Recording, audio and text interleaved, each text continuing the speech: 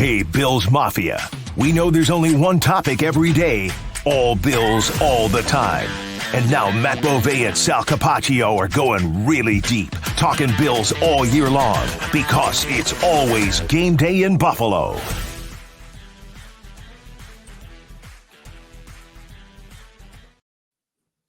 I promise you I'm not wearing green, for those of you on the video side, to stunt on the Jets, as Deion Dawkins said after the game.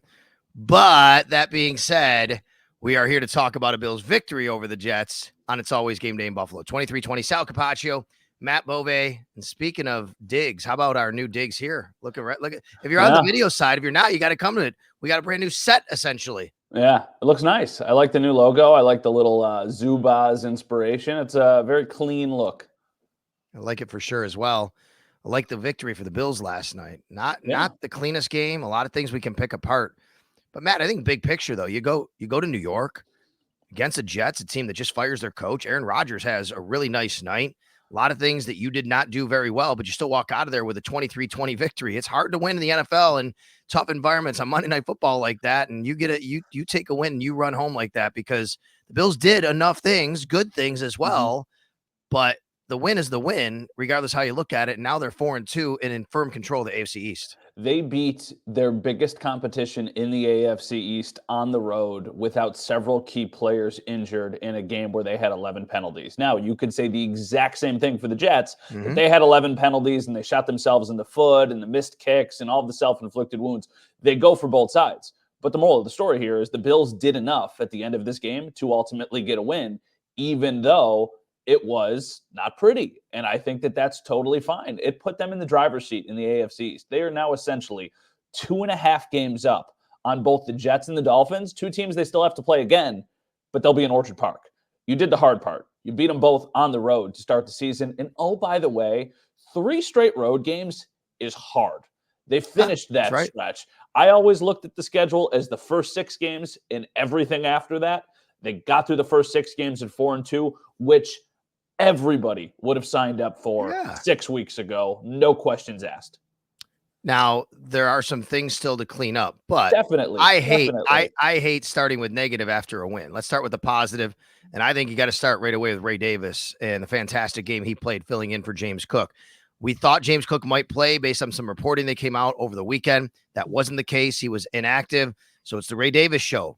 Ty Johnson actually started, had a nice run to start the game, 12 yards, which, by the way, I think set the tone for that first drive. First drive, the Bills go down, 9 plays, 8 runs.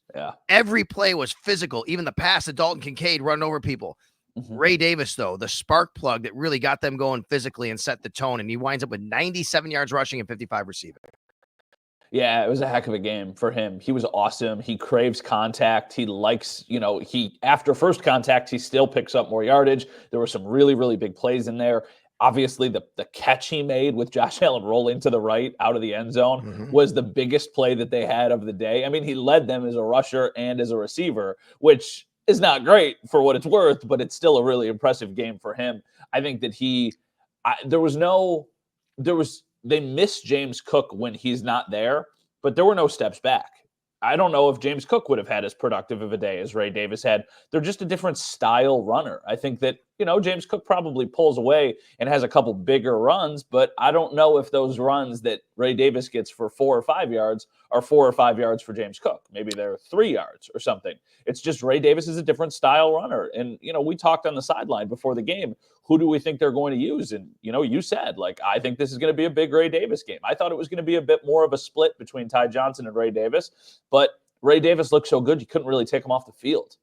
No, and I love your point about some of the runs, physically, this might have been a better matchup for Ray Davis than James Cook. I mean, Bills fans, I already have Bills fans going, oh, they should start Ray Davis. That's not the case. James Cook is still a really dynamic player. He needs to be on the field, but this matchup might have been a little bit better for a guy like Ray Davis and his physical style. And I also want to point out the coach in me wants to tell everybody out there who coaches football, has a young person playing football. You know what I loved last night? He was always falling forward. Yeah. Did you see any play where Ray Davis was falling backward when he was hit, when he was tackled? Always falling forward. And Matt, what that did was that gave the Bills a little extra yard or two, those hidden yards in there. They gave them manageable second downs and third downs all night. think about the end of the game, right? The Bills get Yeah. the ball back after the Taron Johnson interception, the first run on that drive. We're all sitting there wondering, what are they going to do after the debacle in Houston last week? They're definitely going to run it, right? Well, I, at that point, was down watching the game from the tunnel, so the vantage point is a little tricky to see the perception. He runs the first ball on 1st and 10, and I'm standing next to Josh Reed from Channel 4, and I'm like, what was that, like 2 yards or something? Then you look up on the screen, it was 5. That's right. Able to fall Great forward. point. Second and 5, Yep. just like that. And it was like, okay, 2nd and 5 opens up things because they run it again. They only gain 1 yard on the next play. But it's like, okay, it's not like it's 3rd and 10. It's not like you have to force something. You can hand it off. You can rush with Josh, which was ultimately a great call, what they did. Yeah. But yeah, like kudos to Ray Davis. To me, he is the guy that deserves the most praise after this game, him and Josh Allen, because I think that they were both exceptional in this game.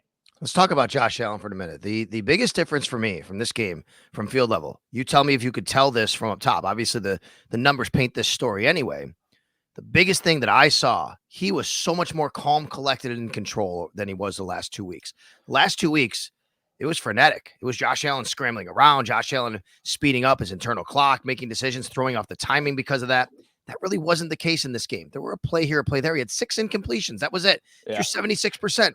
19 of 25. Sure, the numbers weren't overwhelming, 215 yards passing, but he had a couple of touchdowns. But to me, what was really happening was he was calm, collected, and making smart decisions, throwing the ball away a few times when he had to. Mm-hmm. And maybe mostly evident on that touchdown pass to me to Mac Hollins. He stood tall in the pocket. There was a lot going on around him. Never panicked, stepped up a little bit, threw a strike, huge play. That was the difference in Josh Allen's play to me than the previous 2 weeks. Yeah, it wasn't pressing. Think about the last couple times that they have played games inside the stadium, right? Last year, he was pressing. They had 3 interceptions. 2 years ago when they lost, he had 2 interceptions.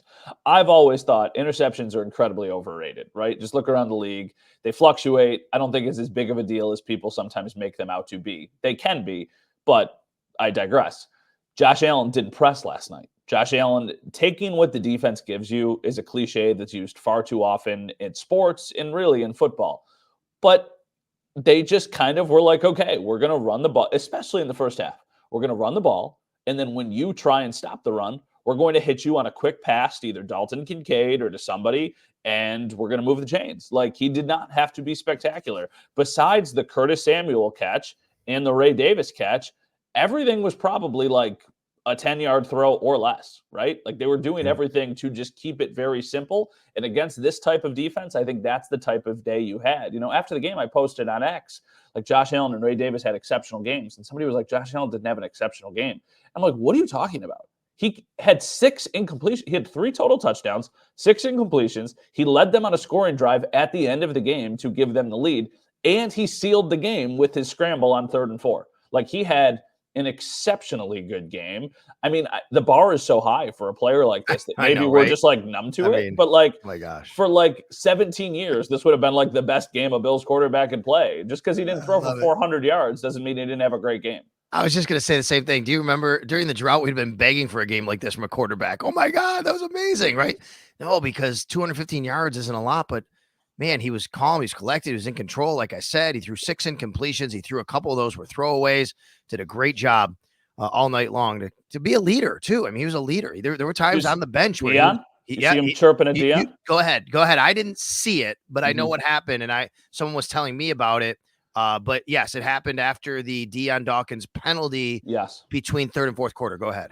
I love to see this kind of stuff from a leader, and I think Deion loves it too because he put him accountable, and then they went out there and they moved the ball in the next possession. But during the TV timeout between the 3rd and the 4th quarter, there was some sort of skirmish on the fields. Now, the lights were out at the stadium. Deion Dawkins explained this, not to me, but to some of our peers in the locker room after. I've listened to the video, so several different people have posted it. Yes. But it sounded like one of the trainers from the Jets got a little too close to Deion Dawkins and was holding the water bottle in his face to, like, give it to his teammate. Deion thought that he was kind of, like, taunting him, so he took the water bottle from the guy, and then one of the Jets players shoved him, and then they all started chirping, and I think Deion took it to a new level.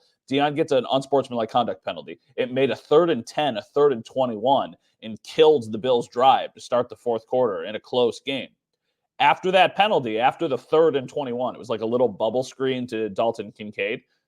Also, like, hate the fact that they're just like giving up on those plays. Josh Allen used to just go do crazy stuff. But regardless, after like a 3 or 4 yard gain, they're walking off the field, and Josh's helmet is up, leaned on the back of his head, and you can see him jawing at Deion Dawkins. Now, I'm not down there. I'm watching this from the press box. I'm really far away. But it clearly looked like him saying, like, cut it out. This is a close game. Your penalty just cost us significantly. Do not let that happen again. Rein it in. And after the game, Deion was like, that's what leaders do. That's what they need to do. And I'm glad that he did it. And shout out to Josh, because that's a little just layer of his added leadership and, holding people accountable. And I think that's really important for your quarterback. Yeah, I am down there. And unfortunately, I didn't see that interaction on the sidelines. I was focused on what was happening on the field at the time after that whole sequence that happened. But listen, that's what you need from Josh Allen. That's what the Bills have wanted from Josh Allen. And I'm quite sure Deion Dawkins, can handle it. The other thing that says a lot going forward. If Josh Allen can do that with Deion, and that turns out the way it did, and there's no like back and forth and some massive scene on the sidelines. Now he's probably way more comfortable doing it with anybody on the team. That's his buddy and his left tackle, right? Yeah. Deion Dawkins is a veteran on this team. So I think it goes a long way in that regard. All right, let's stay on the positives of this game. On the defensive side, just massive getting both Taylor Rapp and Taron Johnson back. They were both, to me, the defensive standouts in this game. Taylor Rapp wearing the Guardian cap, by the way. I mean, I asked him after the game, like, was it any different? He said, no, I was used to it, wore it all week in practice. I think it actually helped him and impacted him feeling comfortable about making some of the plays he did, just jarring the ball loose from Garrett Wilson on a great hit, from the tight end late in the game on a great hit. And Matt, neither of them drawing a flag, which after all the flags we saw, didn't we all look around, look for a flag? Great legal hits. I'm glad there weren't any flags. There didn't deserve to be any flags. But man, let's just start with Taylor Rapp here in the game that he had coming back. 3 huge pass breakups, including one in the red zone, where if he looks up maybe a little bit differently, he actually intercepts it as well. Yeah, I mean, you nailed the 2 plays that I think most people will point to on the head because they're great plays. One of them is at the end of the game on the last drive where the Bills get the ball back ultimately. One of them is in the end zone to stop a touchdown. There's also the play where Breece Hall, after the stupid roughing the passer penalty, Breece Hall breaks off a run like 2 plays later for 40-something yards. Taylor Rapp is all the way on the other side of the field, and he is able to get back to the other side, chase down Breece Hall, and get him out of bounds at like the 5-yard line. After that, the Jets failed to score. They take the holding penalty on the Allen touchdown that they run in. It would have been 27-20. Now it's 2nd and goal from the 16 or something. They don't end up scoring, and then they miss the field goal. So he legitimately saved them there. Or wait, no, they made that field goal. But still, he saved them points because of him chasing down Breece Hall. So I think Taylor Rapp had a good game. I think he made some really big plays late in the game. I am not crazy about the play at the end of the first half. We can talk about that in a little bit because I know we're still on the positives right now.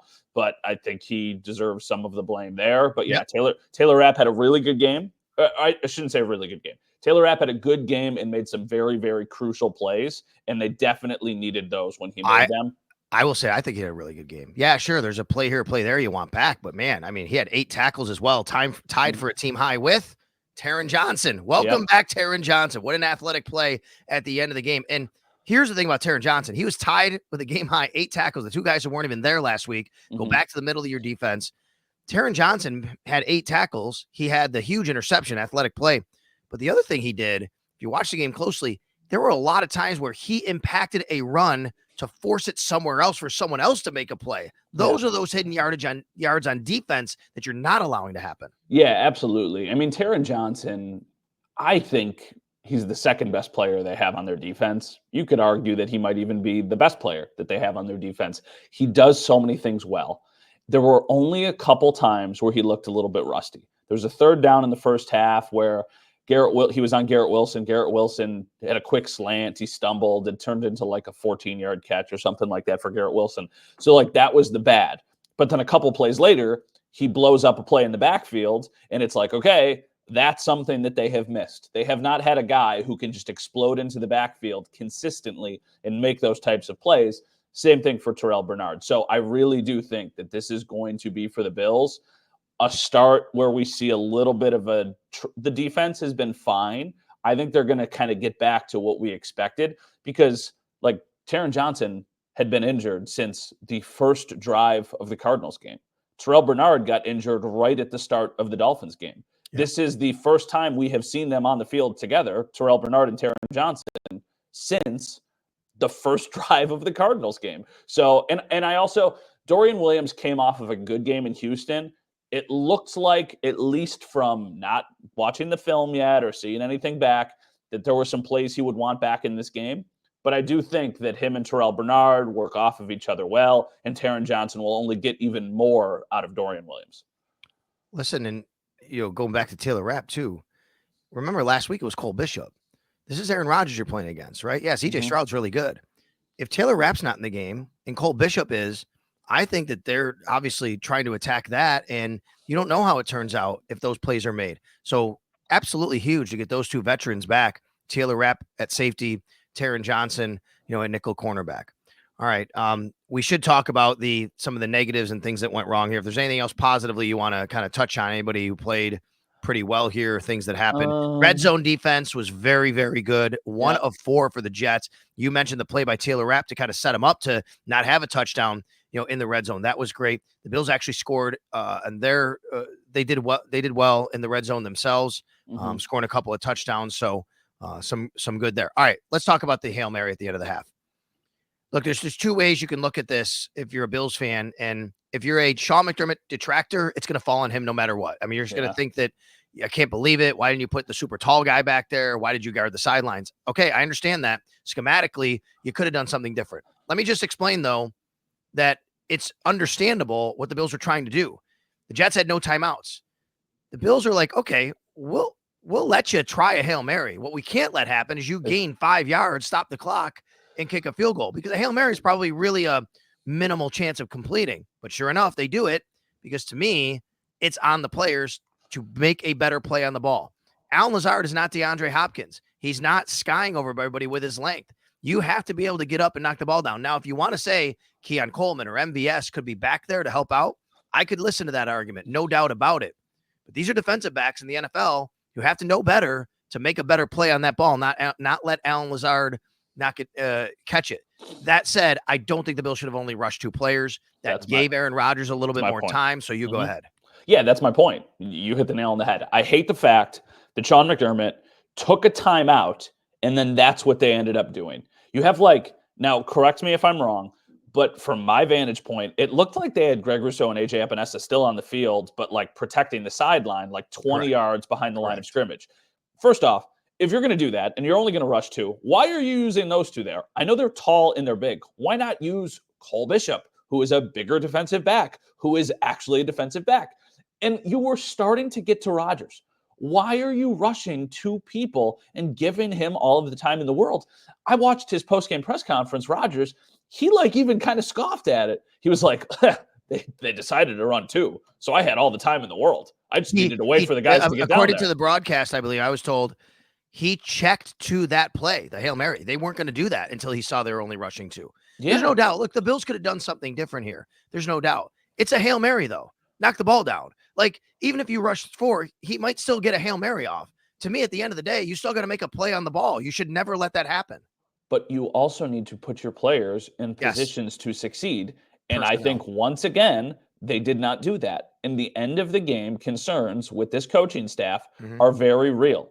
There are way too many instances of this. If this was a one-off, if this was Hail Murray back in 2020, you go, poorly executed play, it cost us. It's not the end of the world. The problem is, it's not just this play. It's even last week in Houston, where we had questions about the end of the game.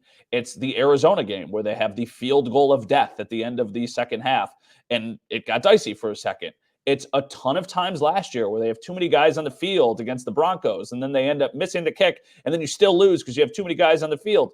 It's, I don't even want to say it, the game that they should have won in Kansas City in the playoffs. This has become a trend, and this is concerning, and this will continue to be concerning to me until they prove that they can handle these situations better. Yeah, I mean, I like your point about the personnel if you're going to guard the sidelines. I understand guarding the sidelines. Yeah, You don't want to give up an easy pitch and catch for these totally. guys. I know Zerline missed a couple, but he's got a huge leg. Totally. He can kick a 55-yard field goal, right? You don't want to give that up. But the Mhm. personnel that's on the field, and again, you go back, it wasn't like super tall guys back in the end zone either to try and knock No, it was down, Taylor right? Rapp and DeMar Hamlin. Those are not huge guys. Like, No. if there was ever a time to say, okay, we're going to bring in, like, I know people are like, oh, bring in Keon Coleman, bring in a receiver, whatever. Bring in Cole Bishop. You know what they're doing, and he is bigger, so he would be able to probably make a better play. It's Right. not like the reason that they are not using Cole Bishop is not because of athleticism or size. It's because he's not quite ready to take on the role of a full-time starting safety, because there's a lot that comes with that there. So bring in somebody like him, or bring in, I don't know. There are things they could have done better. My biggest issue is rushing two. My biggest issue there is rushing two, because you could have made this that play almost single-handedly flipped the game. Oh my gosh. I mean, the Bills are in so control. It's 20-10. You're in such control of the game. You're going to double dip here. And it's 2017. All it takes now is one series for the Jets to stop, which they did for the Bills, to get the ball back and have a chance to take the lead. Yeah, I mean, what was there, 21 seconds on the clock or something when the Jets got the ball back, or something like that? It's just a field goal would have been a punch in the gut.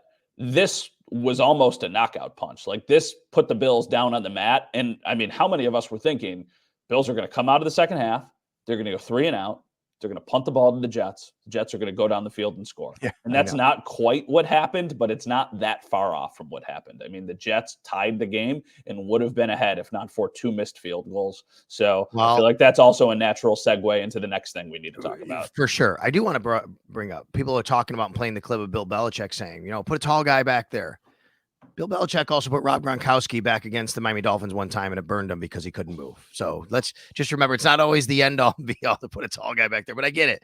I'm not debating with anybody who says the Bills could have played that differently. I'm not defending the scheme or the coaching 100% here. All I'm saying is, though, even with that, you have to be able to knock the ball down and make a play on the ball in that situation. But you bring up great points as well, Matt. All right. So, Matt, the Bills just have a kicking problem.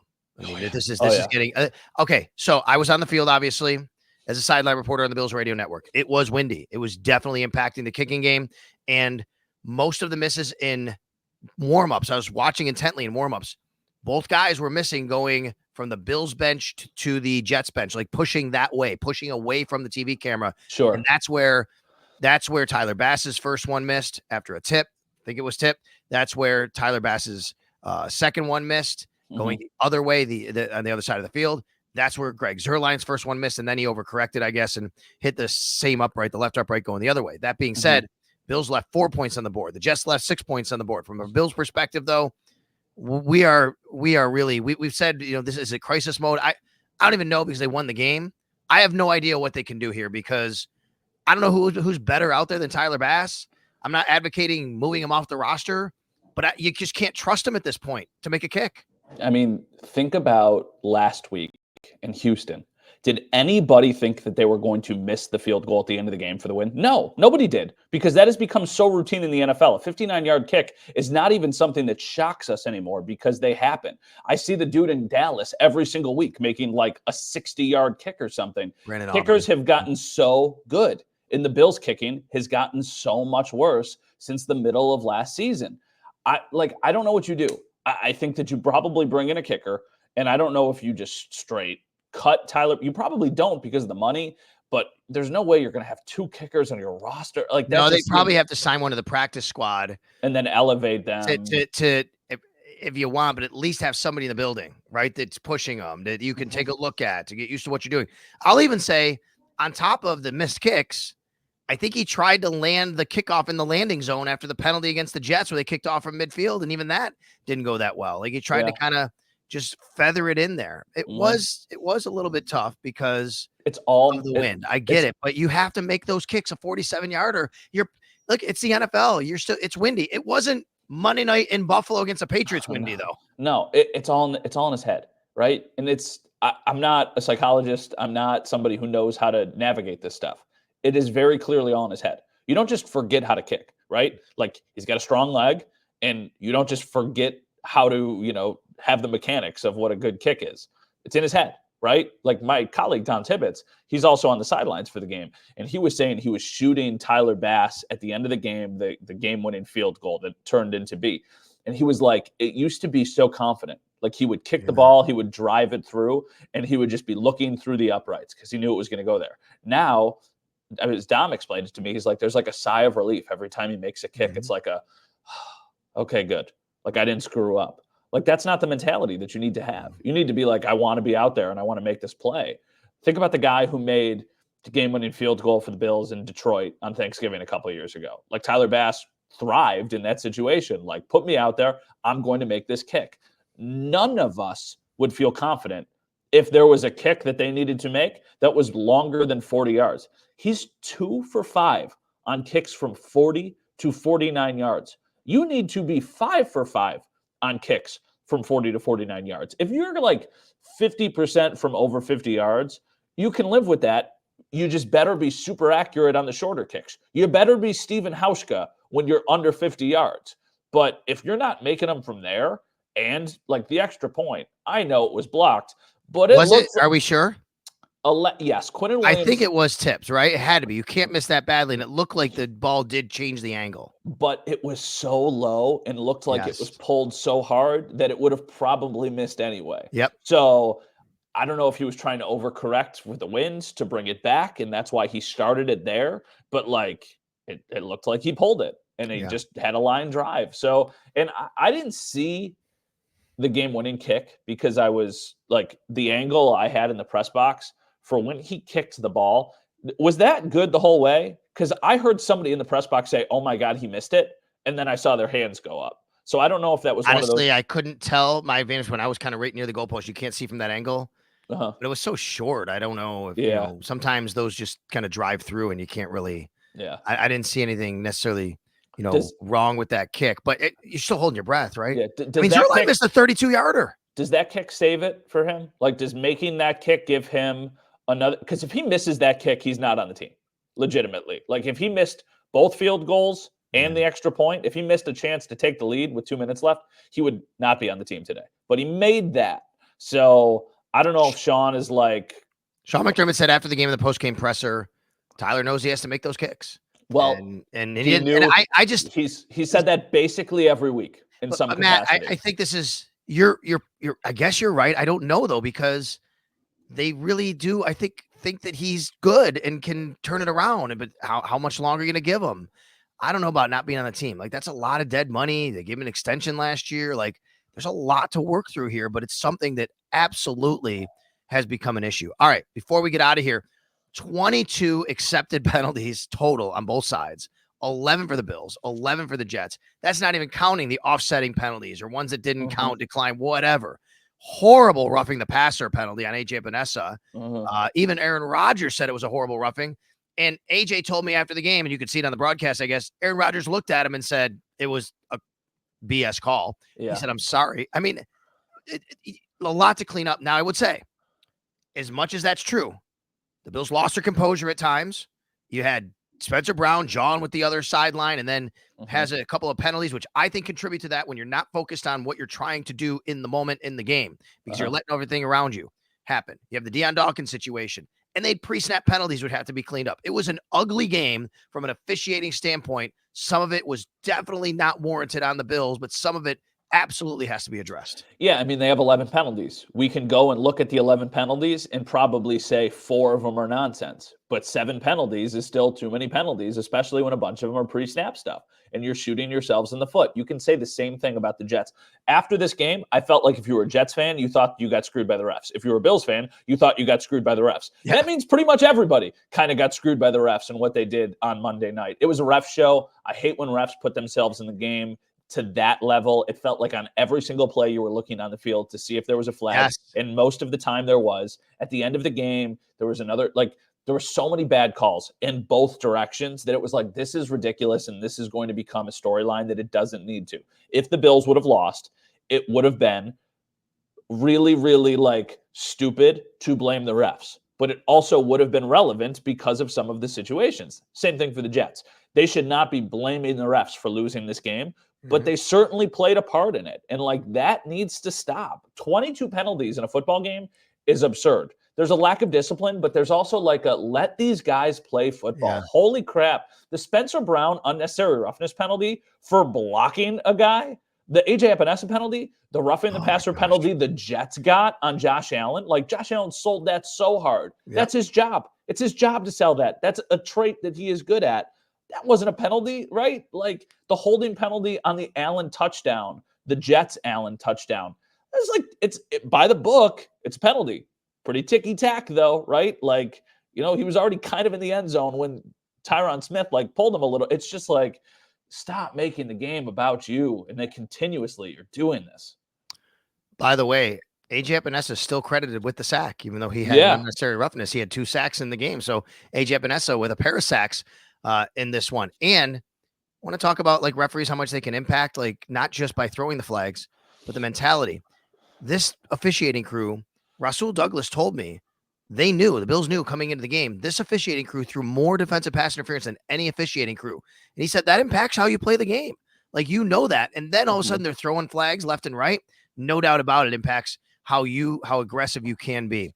But in the meantime, the Bills walk away with a 23-20 win over the New York Jets on Monday Night Football. They are now 4-2 in the division, and they are in firm control with some very, very winnable games coming up on the schedule, including the Tennessee Titans at home. Now, don't sleep on Tennessee's defense. They're very good. Will Levis at quarterback is, you never know what you're going to get. But Tennessee's defense can be pretty good, and the Bills face them next Sunday in Orchard Park. Yeah, did you see the line?